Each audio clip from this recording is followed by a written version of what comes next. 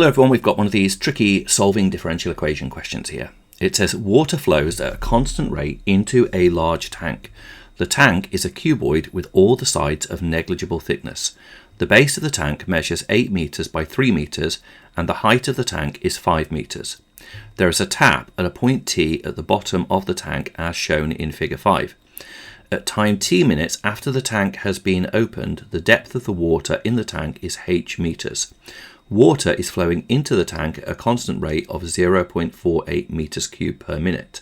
Water is modelled as leaving the tank through the top of the tap at a rate of 0.1 h meters cubed per minute. Show that, according to the model, that differential equation is true. 4 marks. Okay, so I think the first thing we should do is we should find an expression for the rate at which the water is flowing into the tank minus the rate at which it's flowing out in order to give us an expression for the rate of change of volume. Okay, so in other words, the rate of change of the volume of the water into the tank is equal to the rate that the water is flowing in minus the rate at which the water is flowing out. Okay, so the rate of change dV by dt is equal to the rate at which it flows in minus the rate at which it flows out. Now the question tells us that it's pouring in at a rate of 0.48 meters cubed per minute. Okay, and the question also tells us that the water is leaving the tank via the tap at a rate of 0.1 h meters cubed per minute. So there's our expression for dV by dt. This is our rate of change of the volume. So that's the first thing I would do in this question. Secondly, I would look at the equation, the differential equation that we're trying to derive, and you'll notice that it's not dV by dt, but it is dH by dt. So my second step is I would now use the chain rule in order to get an expression for dH by dt. So using the chain rule, I'm going to write down, and this is the method I like to do, which I think is the most useful. I'm going to write dH over blank times by blank over dt. So what I've done here is, because I can see from the question that I'm aiming for a differential equation that is dH by dt, I've kind of exploded the dH by dt and put a little box there and there. And now I'm going to consider what variable would go here in order to make the whole thing work. And we can see that dV would be really useful, not least of which because we've just derived an expression for dV by dt. So we kind of imagine that these two cancel out with each other to give us dH by dt. So that's how I like to use the chain rule, to change it from something that you've given to when you want to work in terms of something else. So now I can write down that dH by dt is equal to dH by dV, let's just leave that for a moment, we'll come back to that in 1 second, times by dV by dt, which I now know is 0.48 minus 0.1 h. Okay, so let's now turn our attention to considering dH by dV. Well, this is going to be the derivative of the volume, and then we do the reciprocal.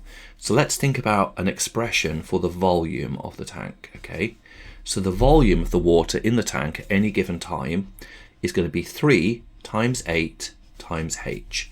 So there's our expression for our volume, 3 times 8 times h. So therefore dV by dH is just going to be 24, because it's 24h, and when you differentiate that with respect to h, you just get 24. And so that means that dH by dV, which is the reciprocal of dV by dH, is 1 over 24. Okay, so we've now we are really getting there with this, okay? So all we need to do now is find a way to basically change this into what we're after. So first of all, let's just times by 24, why not? 24 dH by dt is therefore equal to 0.48 minus 0.1 h. How's that looking? Okay, well it looks to me as though maybe we should times everything by 50. So let's have a look at that. And where am I getting that timesing by 50 from? I can see here I've got 0.1, but I can see over here in the question that I've got 5.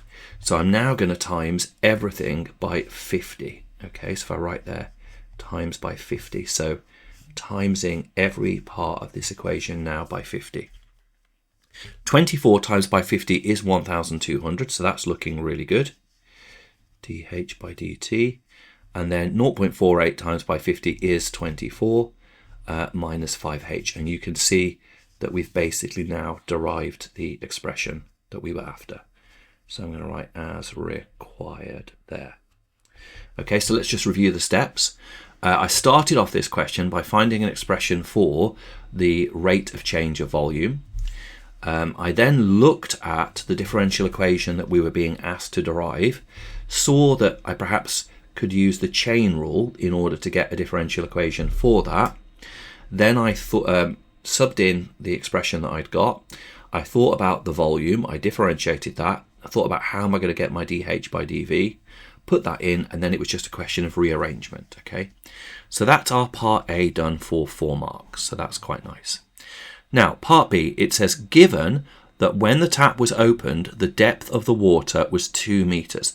Now, that's a boundary condition, okay, which is just an initial piece of information, that they give us to help us work out some constants. So what we're going to need to do now is we're going to need to solve this differential equation. And in order to solve it, we're going to need to use a technique called separating the variables, okay? So it's now time to solve our differential equation. So let's have a look. So we want to, now when we're solving a differential equation, we want to get everything that has h on one side and everything else over the other side. So I think it helps if I put brackets around that. So I'm going to divide both sides of the equation by the 24 minus 5h, and I'm going to times both sides by dt. So here's my separating my variables. So I've got 1,200 over 24 minus 5h dh is equal to the integral of, and that's going to be just 1 dt. Okay, so I've separated the variables. I've divided this expression over here so that I've basically got everything that's got to do with the h on the left hand side, and I've times everything by dt so that I've got everything to do with dt on the right hand side. Now let's think about this left hand side. This left hand side is going to be the chain rule in reverse. Now of course you can think of it however you like, but I like to think of it as outer, inner and derivative. So my outer function is 1 over something. My inner function is 24 minus 5h. The derivative of that is going to be minus 5. And when we're using the chain rule backwards, we integrate the outer function and we divide by the derivative of the inner function. So that when you integrate 1 over something, it's going to go to ln. So I've got 1,200 ln modulus of 24 minus 5h. Remember, when you're writing ln, you need to use the modulus symbol most of the time, because a ln cannot be negative. Okay, so this just means that you understand that it has to be positive there. Okay, so I've integrated the outer function. 1 over something goes to ln of that something, and I've now got to divide by the derivative of the inner function, which is minus 5. So 1,200 divided by the minus 5 is going to give me minus 240. So minus 240 ln mod 24 minus 5h, like so. Okay, so that's that left-hand side integrated. Oh, the right-hand side, well, that's super nice, isn't it? Because 1 integrates into just t, add c. So t add c. So we've now got, now this is what's called our general solution. I'll write GS to stand for general solution. And what the general solution means is, the general solution means that you basically just do not know what the value of the constant is. Okay, and this is where we now need to make use of our boundary condition. So I'm now going to basically use the fact that the question tells us, what does it say? It says, given that when the tap was opened, now that's basically saying when time is equal to 0, that the depth of the water in the tank, which is h, was equal to 2 meters. Okay, so let's put that boundary condition into our general solution. Oh, just as a quick aside, and I may have mentioned this before, sometimes students ask me, given that we're integrating both sides of the equation here and here, why don't we need a constant on both sides? That's a question I sometimes get asked by students. And the answer to that is, if I did have a constant on both sides, would you agree with me that I could take that constant there, add it over to this side or subtract it over here, and just have one combined constant that represented both of them?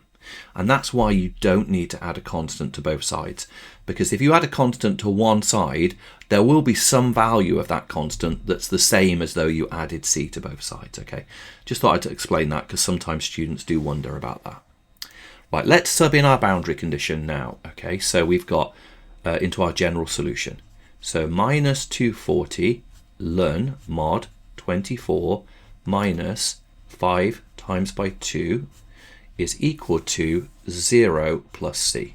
Okay, so minus 240 ln, and that's going to be 14 because it's 24 take away 10. I don't need to have the modular symbol anymore now because it's clearly positive, is equal to c.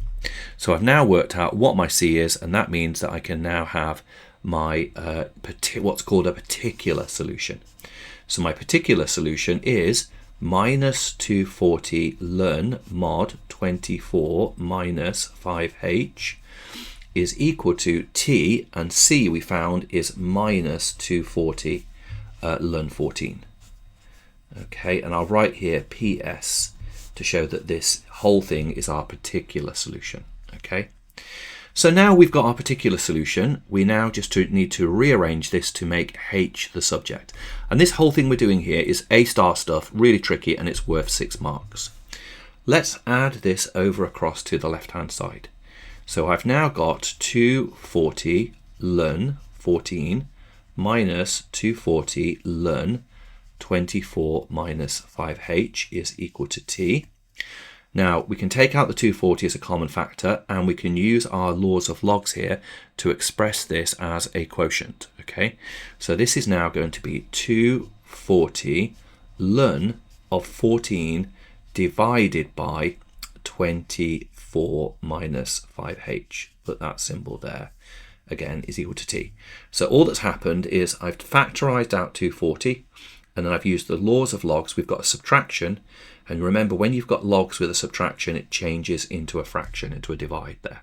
Okay, where am I going to go from here? I think I'm now going to divide both sides by 240.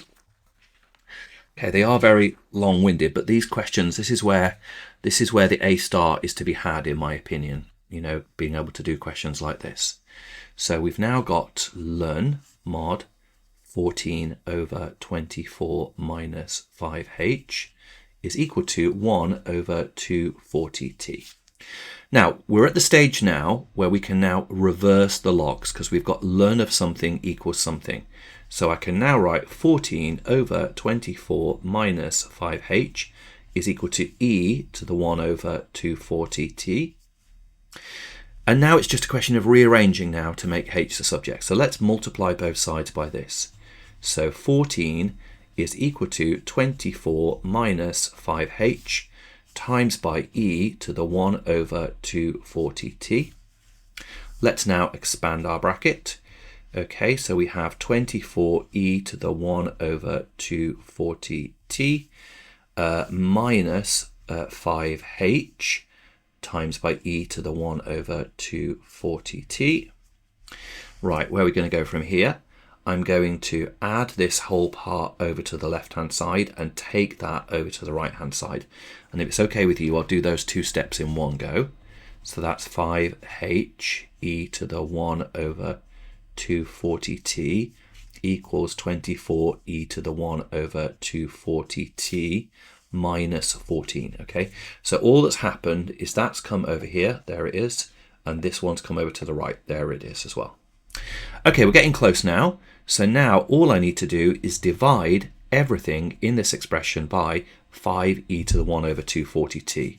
And that's going to give me h, and let's make it really crystal clear here. 1 over 240t divided by, that's going to be over 5e to the 1 over 240t minus 14 over 5e to the 1 over 240t. Now you could, if you want, imagine that whole thing divided by 5e to 1 over 240t, but then broken down into two separate fractions. So that's what's happened there. Okay, now these cancel, and 24 divided by 5, let's see what we get when we do that. 24 divided by 5 is going to give us 4.8. So 4.8. And here we have 14 divided by 5. So 14 divided by 5 is 2.8. 2.8. Now, so we've got 2.8 over e to the 1 over 240t, but we can use the fact that a to the minus n equals 1 over a to the n to rewrite this as e to the minus 1 over 240t. And you can see that the reason that I've done that is to be consistent with the format that the question is asking for, because the question's asking for it in the form a plus b e to the minus kt. Okay, and that's it, we're done. So our a is equal to 4.8, our b is going to be minus 2.8, and the k is 1 over 240. So we've basically solved that differential equation now and got our particular solution. 6 marks. Right, what's next? A little bit of a modelling assumption, and or not modelling assumption, but we usually have to do something with this now. It says, given that the tap remains open, determine, according to the model, whether the tank will ever become full, giving a reason for your answer. Now, a lot of students don't get this 2 marks because they don't fully comprehend what's happening. But I cannot emphasize enough how important this bit is. This is an idea that you're going to be seeing time and time and time again as you're preparing for your A-level exam. So let's think about it. So what they're saying is, given that the tap is left open, okay, so that means that time is going to be tending towards infinity. And let's have a think about the various elements of our equation here. We've got here e to the minus 1 over 240t. Now, if I was to sketch that, that is a negative exponential, okay? So it's going to be going like that. That's the general shape of our e to the minus 1 over 240t. And you can see that basically what happens is, I should kind of like make it a bit more like that, as t tends to infinity, e to the minus 1 over 240t tends to 0. Now that's absolutely crucial, and that idea right there is such an important idea. Very, very, very important skill to make sure that you're clear with that one is. So what does that mean for our equation? It means that as time tends to infinity, this whole expression disappears because it tends to 0. So it means that the height of the water in the tank is tending to 4.8. That's the long-term behavior of the water in the tank. And so the conclusion is the tank will never become full, because basically we have an asymptote at 4.8, but the height of the tank is 5 meters. So we can say that the tank will never become full. And that's our answer. Right, really good question there. I hope that you found that one helpful. Remember, if you're finding these questions useful, do remember to like and subscribe to the channel. That will help me to keep on growing the channel and keep on making more videos. That would really help me if you were to subscribe to the channel. Thank you so much for watching, and I'll see you in the next video.